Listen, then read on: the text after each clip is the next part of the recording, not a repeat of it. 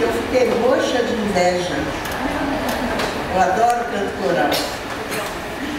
Na Casa Espírita eu já participei, lá no mídia eu participei, e acabou. Fiquei morrendo de inveja também pela quantidade de componentes, porque eles vão tudo indo embora e depois não volta a música. Mas, para minha sorte, eu participo do coro na cidade, então eu não deixo de terminar. Vocês foram muito bem, maravilhosos. Nós vamos tratar de um assunto que nas casas espíritas costumam trazer preocupações e, algumas vezes, dificuldades quando nós tratamos desse assunto. Geralmente, quando a faculdade aparece na vida de uma pessoa, ela causa alguns transtornos. Ela, principalmente, ela assusta alguns, deslumbra a outros, mas mexe com a vida de todo mundo. Então, em princípio, quando se descobre ser médium, há uma má interpretação, principalmente aqueles que são portadores da capacidade de desdobramento. Quem é médium de desdobramento aqui? Ninguém? Então ninguém vai entender o que eu vou falar. Mas então, o desdobramento geralmente causa uma má impressão, porque a primeira coisa que o médium, sem saber o fenômeno qual é, né, acha que está morrendo. Então é um fenômeno que, em princípio, traz realmente muita preocupação e muito desconforto. Eu, por exemplo, já atendi uma pessoa, uma senhora, que era médium, não sabia, e por sinal era ateia, materialista. Chegou no atendimento fraterno com os olhos escuros, com olheiras profundas, e falou que não sabia por que tinha entrado ali, já que ela não acreditava em nada. Então, ela chegou e começou a contar e disse: eu estou morrendo. E qual não foi a nossa surpresa, que ela começou a relatar o que era a morte que ela sentia. E ela dizia que ela não podia contar nada daquilo para ninguém, porque o segundo pensamento das pessoas é que vão me taxar de louca, né? A primeira é que vou morrer, e a segunda, estou perturbada, estou desequilibrada, vão me internar. Então, o primeiro ponto é essa questão do desdobramento. Então, todos os médiuns passam por essas dificuldades. Então, quando eles vêm pela primeira vez com esse tipo de problema, o primeiro grande passo esclarecedor e que vislumbra novas possibilidades, mostra novos horizontes, e graças a Deus sempre bons, mais bonitos, mais belos, mais seguros, é a informação que nós temos.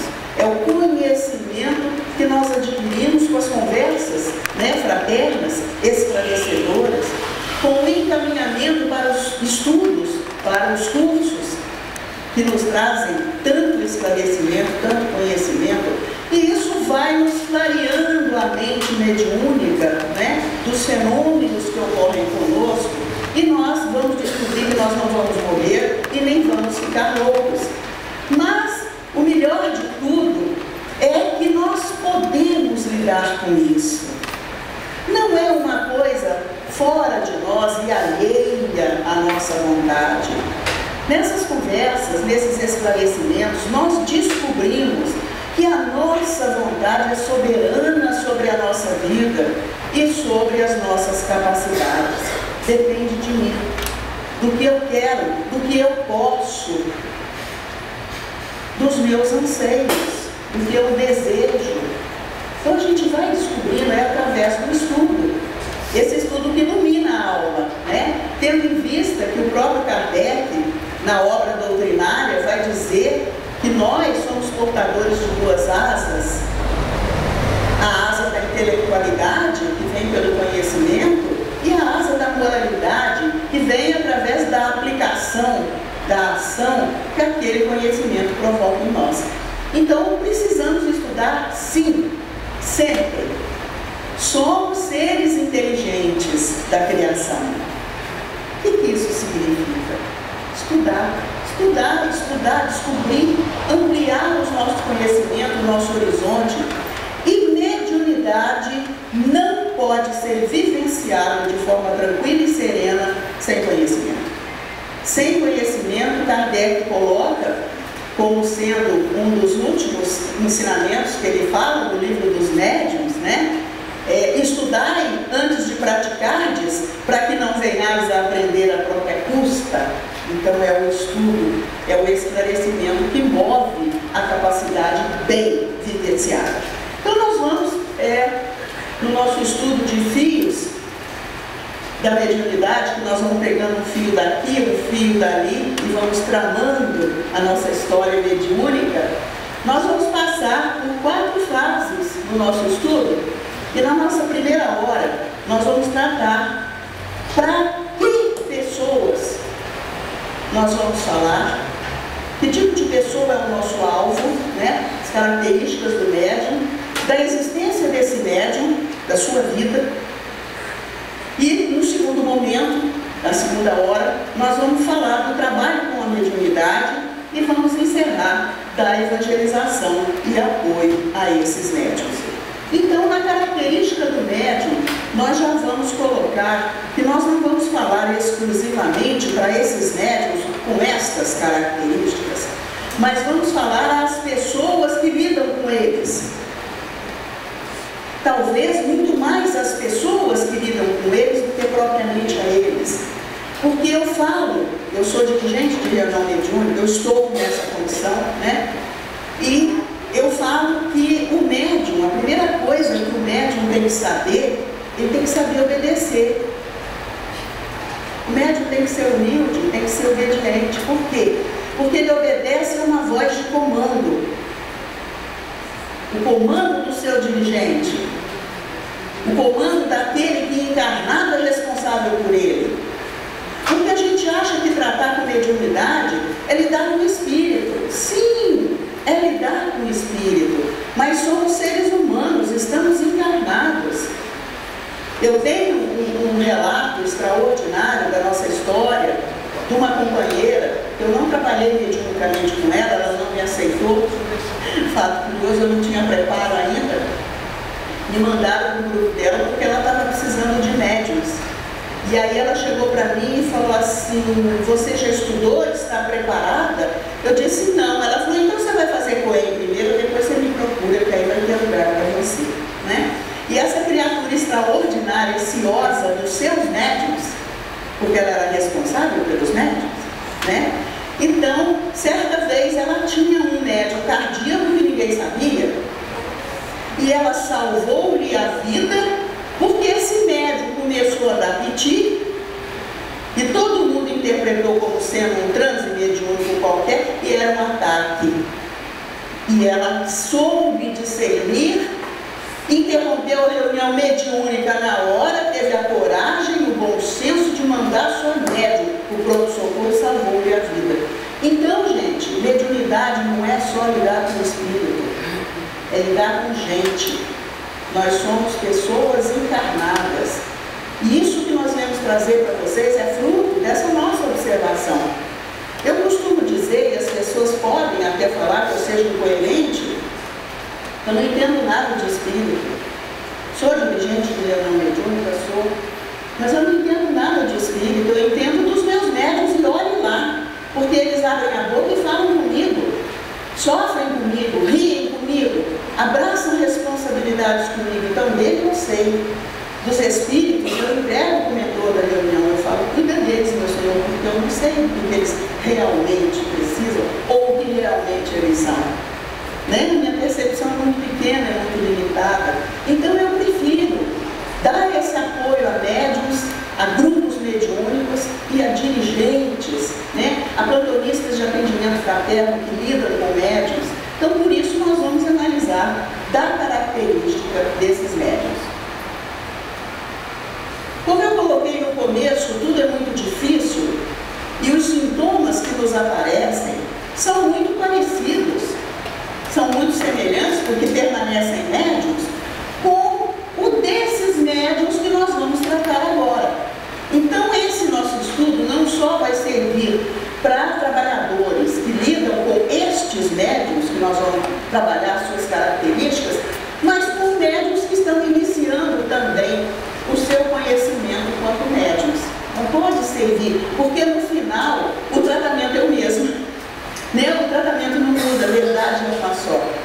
gente não tem um tratamento mais profundo, menos profundo para uns e para outros. O tratamento é um só.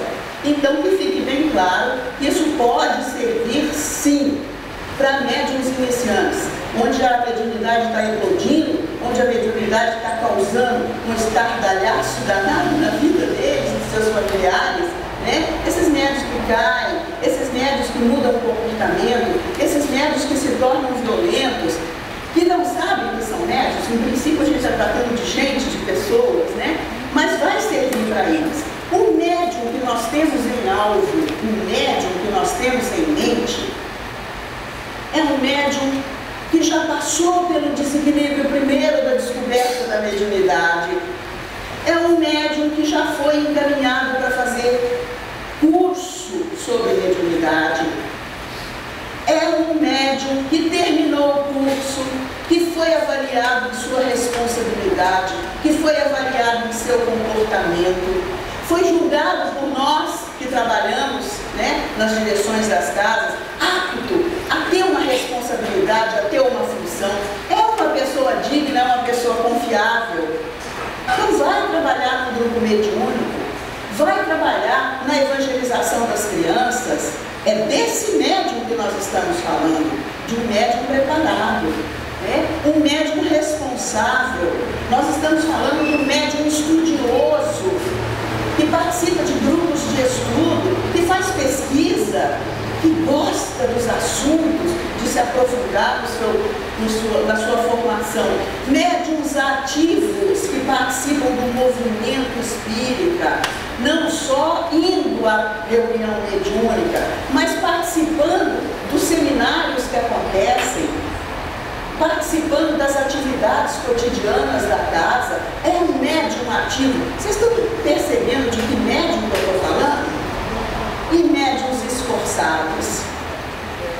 Nós sabemos que a nossa única virtude, se assim podemos dizer, a única virtude, a mais apreciada por Kardec, é o esforço. É a pessoa ser esforçada. Qual é a frase de Kardec quando ele fala do espírita? Como que a gente reconhece o espírita? Pelo esforço que ele faz por domar as suas más tendências, pelo esforço que ele faz por se melhorar. Então, esse nosso médium é esforçado. Ele sabe que ele por si nada pode, que ele precisa de um grupo para trabalhar. Ele é humilde, ele não trabalha sozinho, ele não consegue, ele precisa da variação. Como Kardec coloca, ele precisa das luzes de todos, porque ele sozinho está sujeito a grandes erros, a ser enganado facilmente. É desse médium que nós estamos tratando. É um médium realmente que tem todo aquele, na sua vida, nas suas atividades, essa preparação, esse esforço, esse conhecimento. Pelo menos ele tenta, ele se esforça. Então aconteceu de eu trabalhar com médiums desde o princípio e me deparei com um tipo de médium assim, que tinha feito Coen comigo. Eu era diretora do Coen, fez Coen comigo. Eu sabia o que ele tinha feito, eu sabia que ele não tinha faltado uma aula do curso, eu sabia que ele era atuante, que ele fazia tudo que a gente recomendava. E ele foi para o trabalho mediúnico. Passado 1 ano, 2 anos, chegou para mim e falou: Lélia, eu estou com dificuldade. Eu não sei, eu faço tudo o que vocês me falam, o que vocês me recomendam, e ainda assim eu sofro muito na convivência, na lida com a minha capacidade mediúnica. E eu olhei e falei: Enigma, e agora? O que eu vou fazer? Eu não sei mais nada. Eu não sei passar. Eu cheguei no meu limite de conhecimento, que eu podia, que é o estudo, que é tudo isso que a gente falou, e ainda assim você não consegue viver em equilíbrio, em harmonia? Oh, meu Deus do céu! E haja Deus, me ajuda, meu Deus. O que eu faço para ajudar o meu semelhante? Eu não sou médium não, viu, gente? Graças estudei muito, convivi muito com vocês médicos. Então, a gente vai perceber que eu tinha que ter respaldo de Kardec, que eu estudava pra caramba André Luiz, Manuel Filomeno de Miranda, mas eu ainda não tinha visto em Kardec alguma coisa que me atendesse, alguma coisa que me saciasse, que me completasse naquele raciocínio, naquela necessidade que eu estava passando. Porque quem era eu? Alguém que trabalhava em nome de Deus, em nome de Jesus. E aí, um dirigente de reunião mediúnica me fala dessa questão do livro dos médiuns. Olha que eu já tinha estudado o livro dos médiuns até dizer chega, mas não me lembrava. E ele vai e fala exatamente o capítulo, ele fala, que é lá das características do médium, ele fala o item e fala a questão. E fala na questão tal, Kardec fala isso. Quando eu escutei, eu falei, repete o capítulo, repete tudo, que é disso que eu preciso. E a questão é a seguinte: visto que as qualidades morais do médium afastam os espíritos imperfeitos, como é que um médium dotado de boas qualidades transmite respostas falsas ou grosseiras? Não condiz com a verdade, não é bem influenciado nas suas ações quanto médium, em transe mediúnico, né? Falando em nome da doutrina ou tentando ajudar as pessoas, como ele é enganado e pode enganar outros. E a resposta dos espíritos a Kardec foi o seguinte: conheces, porventura, todos os escaninhos da alma humana? Demais, pode a criatura ser leviana e frívola sem que seja viciosa? Também isso se dá, ele explica, porque às vezes ele necessita de uma lição a fim de manter-se em guarda. Aí eu falei, bom, agora eu já tenho o respaldo de Kardec. Agora eu já posso desenvolver uma ideia, já posso começar a me aprofundar e buscar outras informações. Porque Kardec falou que existe esse tipo de médium. Um médium esforçado, um médium que estuda, um médium responsável, mas que ainda assim ele é um bom médium, né? As qualidades morais do médium, que é o que a gente analisa, responsabilidade, essa coisa toda. E aí eu comecei a entender sobre essa questão que ele fala, os escaninhos da alma humana. Quando ele fala dos escaninhos da alma humana, ele vai mostrar o seguinte, que nós mostramos no dia a dia aquilo que vem na nossa consciência, aquilo que nós damos conta, aquilo que aparece para nós, aquilo que surge para nós na nossa consciência, acordados, lúcidos. Isso a gente descobre sobre a gente fica sabendo. Quando essa informação passa dos nossos arquivos mais profundos e vem para a nossa consciência. Quando a gente fala, estou sentindo isso, estou pensando aquilo, estou desejando isto, estou desejando aquilo. A gente começa a se conhecer, porque isso foi revelado ao nosso consciente. O que não é revelado, a gente não sabe se existe ou se não existe, porque ainda não foi revelado, ainda não passou para o nosso consciente. A gente ainda não se deu conta de que pensa aquilo, de que sente aquilo, de que sabe aquilo, né? Então é o que ele fala. Conheces porventura os escaninhos da alma humana? No nosso contexto como espíritos eternos? E aqui eu já começo a dar um nome para esse espírito eterno que somos, onde está contido todos os escaninhos da alma humana. Nós, como seres íntegros, individualidades espirituais que somos, eu começo a chamar para o nosso entendimento, se não está escrito em lugar nenhum, se tiver, ótimo, a gente copiou tranquilamente, mas eu não me lembro, de individualidade. Individualidade somos nós como ser eternos. O todo daquele espírito, tudo que ele já aprendeu, tudo que ele desenvolveu, todas as suas experiências, mesmo que ele não saiba, mesmo que ele não tenha consciência disso. É essa individualidade que vai estar contido nos escaninhos da alma humana, tá certo? E vamos tratar de personalidade, a vida atual, a encarnação atual. Eu, personalidade Leia da hora, individualidade, não sei quantas personalidades vivi em outras encarnações, né? Não sei. Então, cada encarnação representa uma personalidade vivida por nós, encarnada por nós, tá certo? Então, vamos começar. Quando eu falar em individualidade, vocês sabem o que é. E quando eu falar em personalidade, vocês sabem o que é também, tá certo? Eu quero dizer que vocês podem me interromper a hora que quiserem. Por favor, eu gosto. Não acho ruim, não. Léo, levanta o dedinho. O que é isso? E como é que fica isso? Como é que fica aqui? Tá bom? Então, esses escaninhos da alma humana implicam o nosso passado também. Nós não somos só isso que nós mostramos hoje nessa personalidade.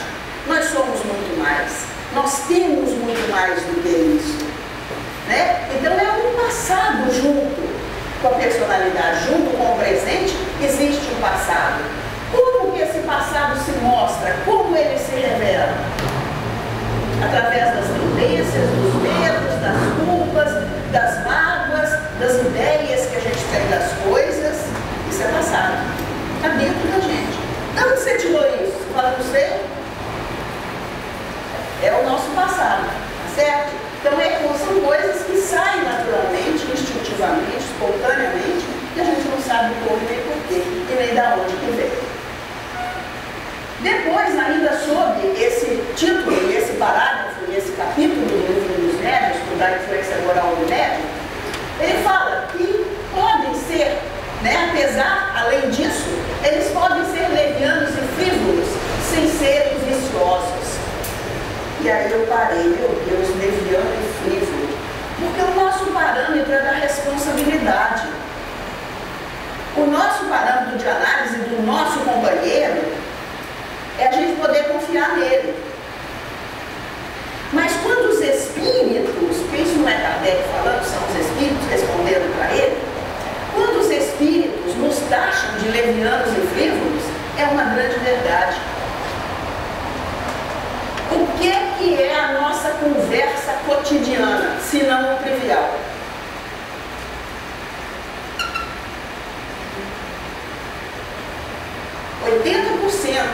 Das nossas conversas do dia a dia com os nossos amigos, com os nossos filhos, com o nosso marido, com os nossos botões, é o trivial.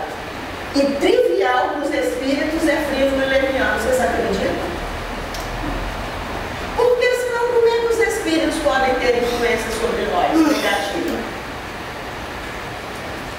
Porque ainda somos levianos e frívolos. Qualquer etapa evolutiva pode trazer essa característica, mediante o conhecimento que cada um tem. Se eu tenho muito conhecimento, as minhas gargalhadas, seu José, são levianas e frívolas. Pelo meu conhecimento, quer dizer, isso é pelo meu entendimento, tá, gente? Vocês não escrevem, não.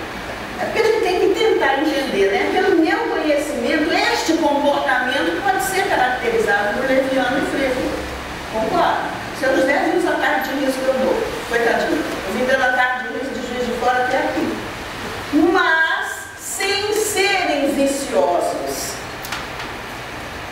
Sem ter a má intenção. Sem dependermos da nossa leviandade e da nossa frivolidade para viver. Nós não somos pessoas viciosas no leviano e frívolo. Somos como consequência normal da nossa involução, vamos dizer assim, da nossa imperfeição. Então isso não é xingamento.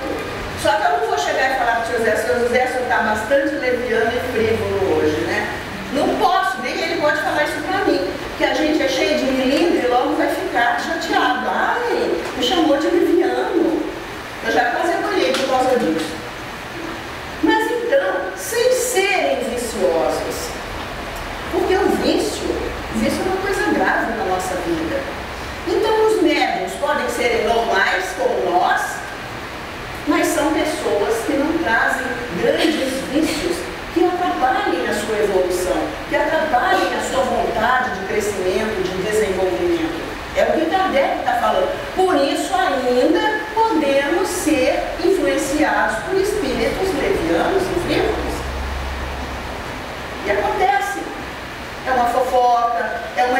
informação mal dada que o médium passa que não precisava ser dado. Eu costumo chamar médium de fofoqueira. Eu falo, vocês não têm que falar nada para ninguém. Você está percebendo que o outro está alucinado? Estou vendo o espírito ali. Não fala, não pode falar. Isso é fofoca. Isso é brincadeira, viu, gente? Mas eu falo para eles que é fofoca. Com eles, porque eu convivo muito com eles. Eu digo, olha, se você está percebendo que alguém está obsidiado, não fale para ele, você está obsidiado. A gente não pode falar o mal, a gente tem que falar o bem. A nossa natureza, naturalmente nos chama para o mal. Um cachorro brigando, você olha correndo. Se é alguém dando uma esmola para o pobre, você não vê.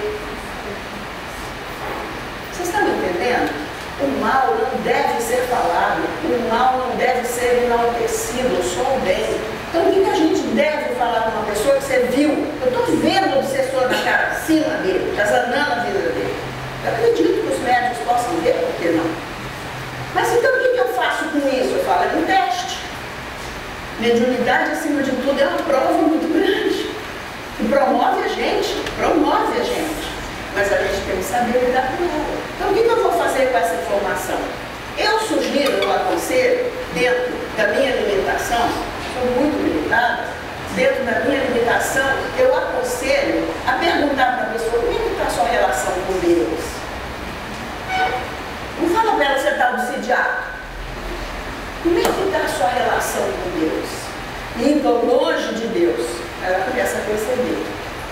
Você vem fazendo prece, você vem fazendo a leitura do Evangelho. Como é que está a sua relação com Deus? A própria pessoa começa a descobrir que ela se distanciou e que o seu comportamento é causa dos males que ela está sofrendo. Eu não precisei falar de obsessão. Não precisei. Falei com ela de Deus. Vamos no centro, vamos ver uma palestra, você gosta? Você já leu tal livro, é extraordinário, fale do bem. Chame a atenção daquela pessoa para o bem. Porque do mal a gente dá conta desde que nasce, né? Não precisa ninguém falar mal, falar sobre o mal para a gente.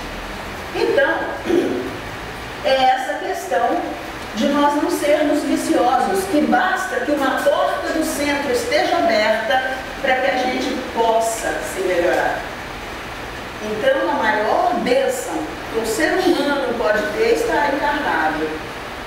Não existe bênção maior na vida do que estar encarnado. A melhor coisa do mundo. Porque na dimensão espiritual, o que rege é a lei natural de sintonia e de afinidade fluídica. Você não pode, porque eu quero botar o pé ali e entrar. Se você não tiver com sintonia e afinidade, isso não acontece. E quando encarnado, sim. Você abre uma porta com a sua mão e entra. Mesmo que você esteja pensando na morte do bezerro. Eu vou falar na morte do amigo, do companheiro, né? Do bezerro já fica bom. Percebe? E o último, sobre essa questão que o Kardec coloca, ciclos de vazão anti-estímulos. Os nossos médiuns são responsáveis, tudo aquilo que a gente colocou, tem um passado, nós vimos, tem um passado. E que determinados estímulos promovem um abalo neste passado. Mexe com o passado. Vamos exemplificar. Determinada pessoa do nosso meio, quando chegamos próximo a ela, ou quando ela se chega a nós sentimos um bem-estar extraordinário, nós queremos rir, nós queremos falar de um trabalho do bem, nós queremos ser úteis, nós ficamos felizes. Porém, em algum momento do nosso mesmo dia, nós nos deparamos com uma outra pessoa do nosso meio de relação. E o que acontece com aqueles bons pensamentos que tivemos quando encontramos com a outra? Vai tudo por água abaixo. Nossa, você sabe com quem eu encontrei? O fulano, eu podia dormir sem essa. podia ficar sem ter me encontrado com fulano. Eu suporto fulano. Fulano me irrita. O que ele fez com você? Não sei, mas ele me irrita. São estímulos que vivenciamos no dia a dia e que nos despertam alguma coisa que está dentro de nós e a gente naquele momento não sabia. É o passado. É aquele negócio dos escaninhos da alma humana, sabe lá o que tem lá dentro de cada um? E que fulano desperta isso em mim, mas ciclano desperta aquilo. E a gente, quando espírita, vai se perguntar, então eu estou regredindo? Eu não devia estar sentindo isso, eu estudo evangelho, não sei o quê. Não. Tudo faz parte de um só campo de ação da nossa individualidade. O espírito eterno que somos. Então não é regredir quando algumas vezes cometemos alguns atos frívolos e levianos. Fazemos uma fofoca, damos uma má resposta para alguém, brigamos, implicamos com outro alguém, deixamos de fazer a nossa obrigação. Não, aquilo já era parte de nós, nós estamos simplesmente revelando aquilo que já trazíamos. Então é muito importante entendermos que esses médiuns, ante um estímulo qualquer, ante um sonho, o sonho é um dos maiores estimulantes que nós temos. Por quê? Porque quando o encarnado sonha, o que ele está entrando em contato com o quê? Invisível. Dele próprio e do meio em que ele vive. Ele vai entrar em contato com espíritos. Ele, através desses espíritos que representam estímulos, como nós encarnados somos, estímulos um do outro, pode representar o reavivamento do passado em nós. É como a nossa companheira Marlene estava nos falando hoje, era eu, mas não era eu. Era eu, mas não era eu. Era eu entrando em contato com o passado, do qual eu me reconhecia, mas não era nessa encarnação. Não era eu, esse eu aqui. Era um outro eu, era uma outra personalidade. Então, um dos maiores estímulos que nós temos é o sonho. Coisas acontecem no sonho.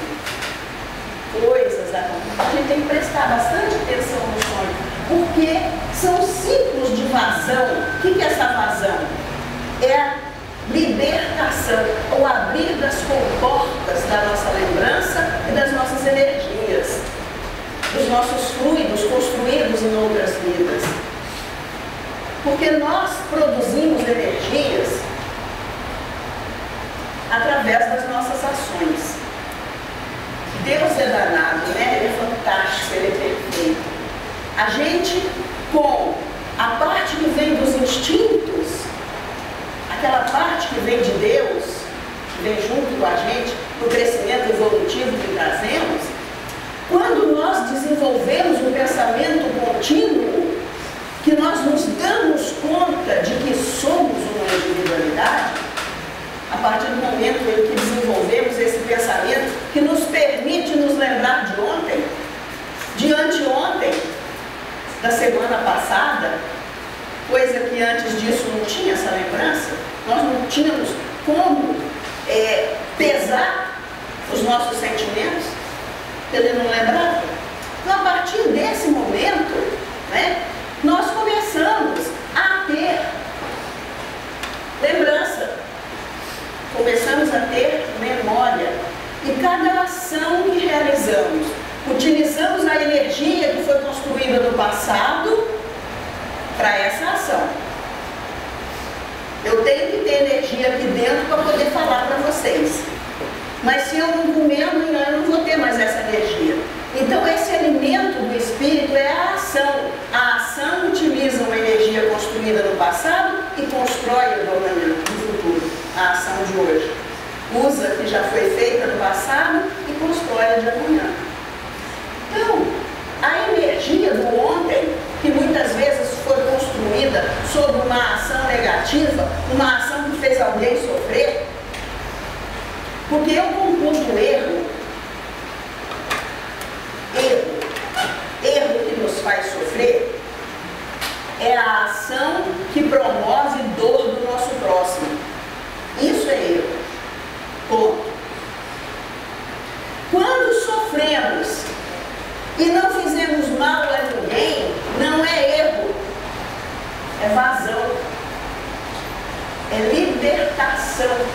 está fluindo, está tirando, como um tumor estivesse sendo extraído. Aquilo tinha dentro de nós, ante um estímulo, aquilo vaza, aquilo sai. Então aí nós não vamos sofrer por más ações, que hoje em dia a gente não faz mais isso, mas vamos sofrer pela vazão das energias construídas pelas ações do passado, que são cheias de erro, aí sim, a gente concorda. Vocês estão acompanhando? Pode falar, viu, gente? Valéria, para que eu não entendi nada. Valéria, sim. Dentro daquela conversa que a gente teve em casa, você falando isso agora, então eu estou vendo que essa vazão em mim, ela começou quando eu tinha 9 anos. Possivelmente. 9 anos que eu fazia. E foi assim, um impulso para que essa obra saísse, um pouco de uma responsabilidade. Sempre tem uma causa. Como é que eu fazia isso? 9 anos. E eu era católica. E a família do meu tio era toda espírita. Morava em frente à minha casa. E esse era um trabalho arroz, no movimento e tal. Então, para provocar, para mostrar para eles que eu odiava o espiritismo, eu pegava as letras. Isso. Eu pegava. Fala, né? As letras das músicas, eles cantavam na mocidade, na escola de evangelização, colocavam na melodia de carnaval. Eu tinha 9 anos, eu era uma criança. Por que eu era tão perversa assim? Então era essa vazão, né, da coisa lá. E aí a gente se identifica frívolo, né? E isso só foi se consolidar para me libertar agora, depois dessa obra aqui. Então a gente E foi um vê período de muito sofrimento. trabalhando, amadurecendo tudo isso, até estar em condição de que isso saísse de Então você. é a mediunidade, né? Sim, é um instrumento que permite essas revelações. Isso Mas isso somos nós. E quando ela é dor, quando ela é sofrimento. Quando ela revela do passado nosso. Revela as cobranças através dos obsessores, revela as cobranças através dos familiares difíceis, revela as cobranças através do marido, da esposa, terrível, ciumento, possessivo, não sei o quê, através dos filhos difíceis, que nós temos que educar, os erros que fizemos no passado com eles, eles vêm de mão beijada pra gente, agora você conserta, se vira. São as dores, mas não o erro de hoje. E ainda, acompanhando tudo isso, agora você está me falando isso, agora está vendo tudo isso. Entendeu? Eu tinha ainda uma personagem cruel que me perseguia durante o sono. Então ele era um touro, mas muito bravo, Eu não tinha como esconder dele. E ele me achava onde quer que eu estivesse. E vinha para cima de mim. Até que eu consegui, durante todo esse tempo, foram muitos anos, 50 anos mais ou menos, até que eu consegui discipliná-lo, encarei ele de frente. Ai, que delícia. Foi. Agora essa hora. Então, encarei de frente. Aí passou, ele nunca mais me apareceu. Tá?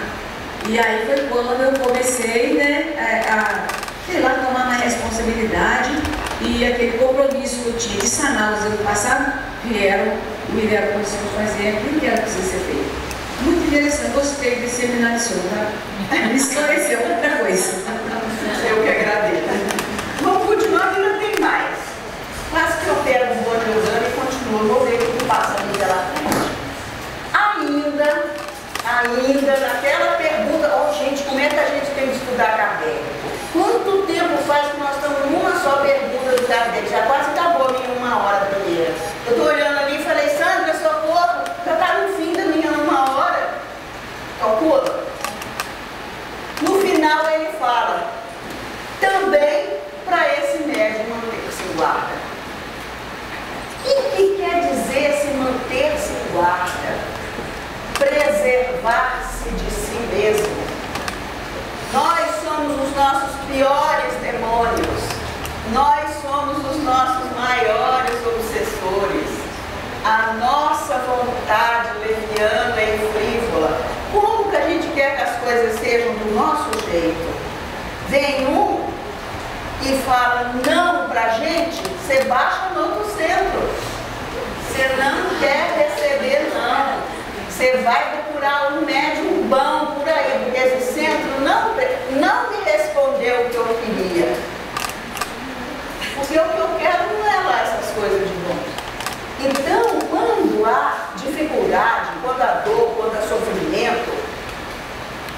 principalmente doenças dolorosas, mediunidades difíceis.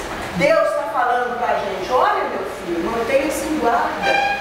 Vamos analisar melhor o nosso comportamento. Vamos nos esforçar mais para sermos mais generosos, para sermos mais humildes, para estudarmos mais, para sabermos mais, para a gente se manter em guarda, para se preservar de si próprio, não é de ninguém não.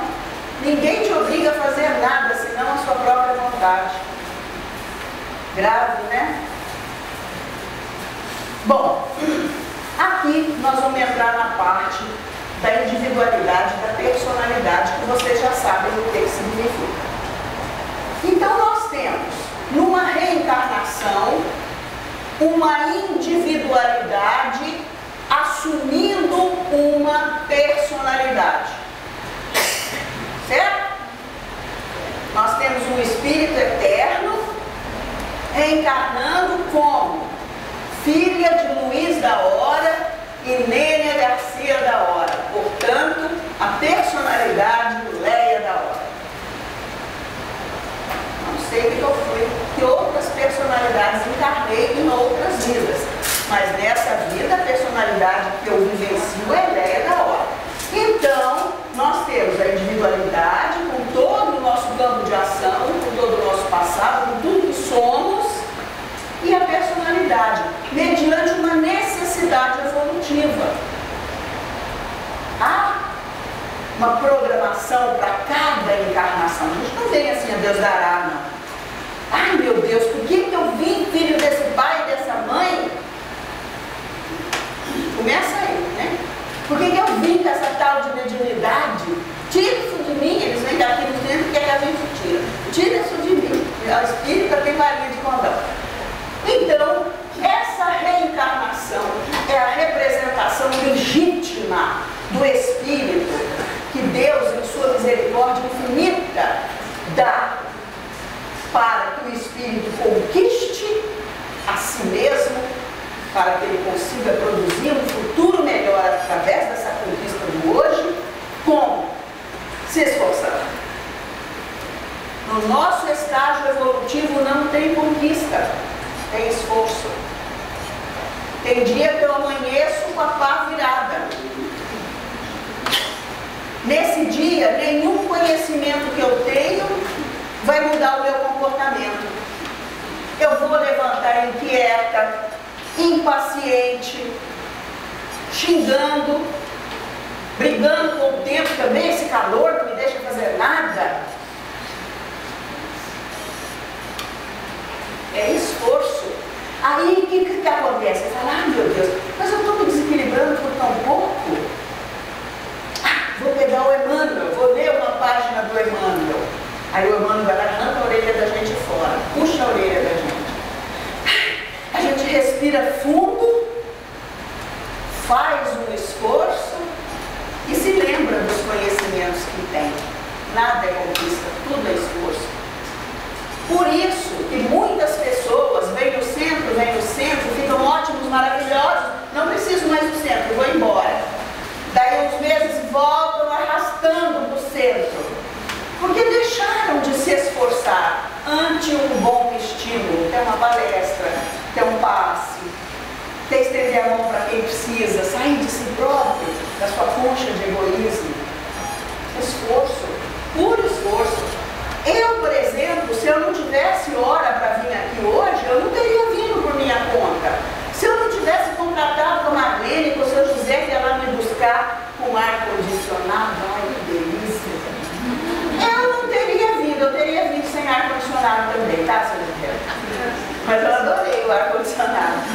Eu não teria vindo por minha conta. Eu ia ficar lá em casa vendo filme, brincando com as minhas netas, brincando é modo de dizer, vendo filme com elas, que elas são tudo grandes já, né? Brincando com a minha gata. Mas eu não ia vir aqui de graça à toa se eu não tivesse assumido um compromisso moral com gente, com pessoas.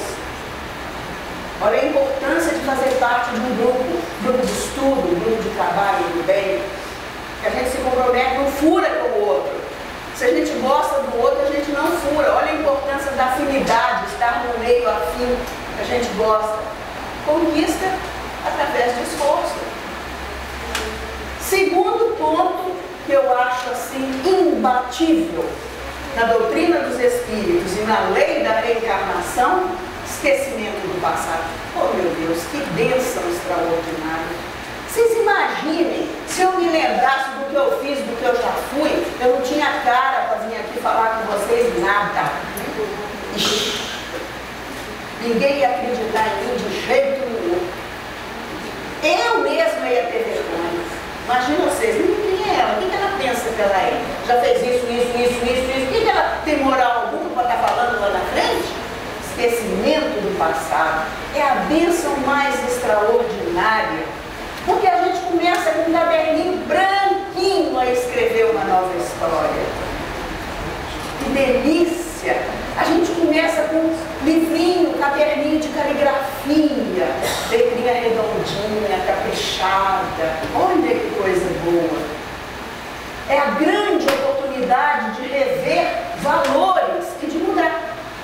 Por quê? Porque a gente vem de uma família com responsabilidades morais sobre nós, que nos passa os seus melhores exemplos, pelo menos é assim que Deus espera de nós, passemos os melhores exemplos para os nossos filhos e começamos a estruturar um novo comportamento. Eu não deixo de ser eu, a minha individualidade continua, mas nessa encarnação eu aprendi a arrumar cozinha.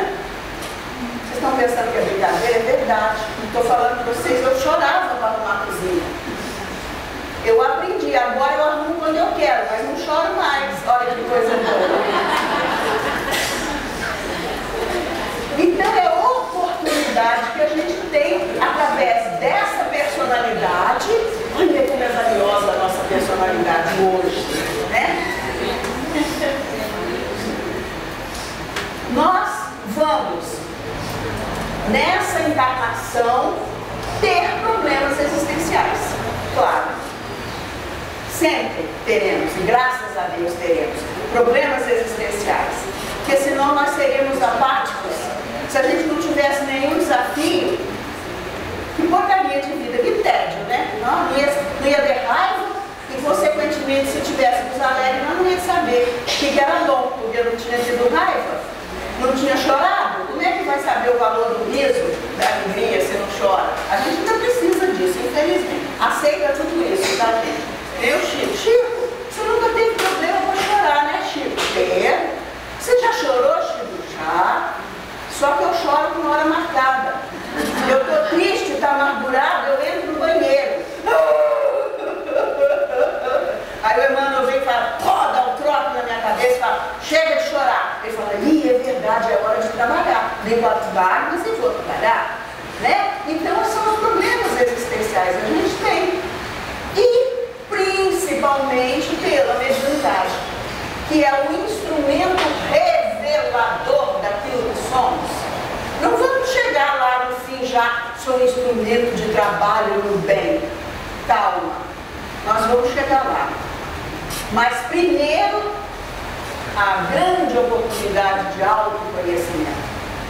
É pela mediunidade que eu vou saber que eu tenho plugs que permitem que maus espíritos se aproximem de mim e me influenciam no mal. Porque se eu não tiver essa sementinha dentro de mim, não tem sintonia.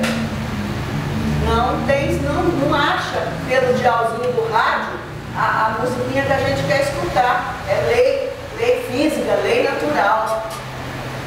Então é a grande oportunidade do autoconhecimento. Já acabou o nosso tempo? Deixa eu ver o que tem ali para frente. Essa é qual? É terça, quarta, parte? Não sei. Vamos só falar sobre isso e a gente encerra. Já são 3 horas. Já estou com fome? Já. Já. Nem tudo é mediunidade, vocês concordam? Nem tudo é mediunidade.